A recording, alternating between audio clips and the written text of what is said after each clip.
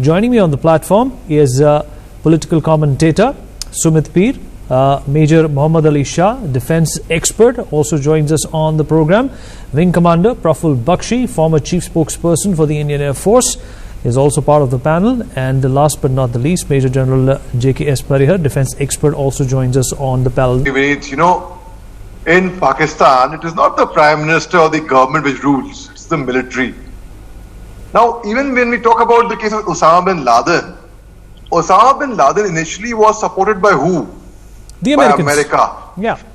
When the Afghan-Russian war was on, Osama bin Laden was just a mujahid, which is so-called the holy warrior, so to say. But later on, 11th September 2001, Osama bin Laden turned around and attacked America. When he went into hiding for over 10 years, it was the Pakistani military which was shielding Osama bin Laden. Now, Pakistan is heading for its doomsday completely because it is already in debt. It is this likely, it's in grey area right now, it's likely they can get blacklisted from FATF. Now, FATF, which was from its inception in 1989, when all the intergovernment joined together, they said, let's put an end to money laundering. And it is a very effective body, let me tell you. But now, when Pakistan gets blacklisted by that, there'll be trouble. Now, Pakistan is also having a civil war inside the civil province. Pakistan is really heading for its doomsday. Now, America is withdrawing support. Already, the President Trump has already tweeted, for the last 15 years, we have given $33 million to Pakistan. Billion. Sorry. Billion. Sorry. Okay, which has been a very big mistake. And now, if we further fund them, they are using that money in Afghanistan to kill our military. So why should we do that? Secondly, US also sees India as a big force which will sublime the domination of China, because obviously everyone perceives China as bully, which they are. So now India is going to suppress that. Otherwise, what will happen? China is perceiving US to be a threat, and US is perceiving China to be a threat, and India comes here midway. So India will neutralize that. Okay.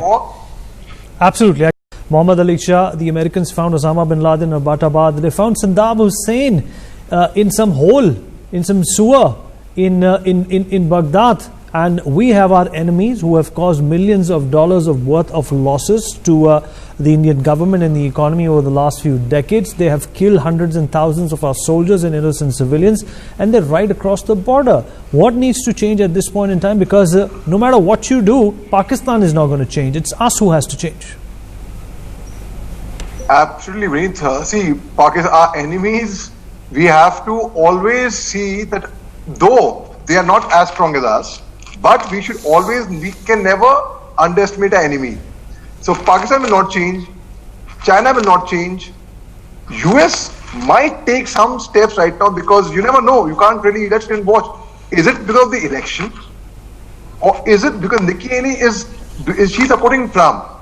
And if Trump wins the election, then they would be a different, they're not very pro-Pakistan again. So if Trump loses the election, then yes, there could be a different attitude towards Pakistan. But for China, it will remain the same. Because China and US are both perceiving each other to be a threat.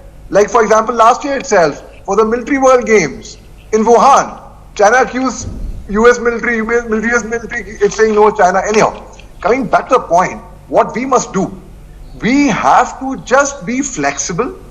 As Charles Darwin said, survival of the fittest. We have to mold ourselves according to the changes. Now we have to see if both US and Pakistan understand the strategies and play accordingly. Absolutely.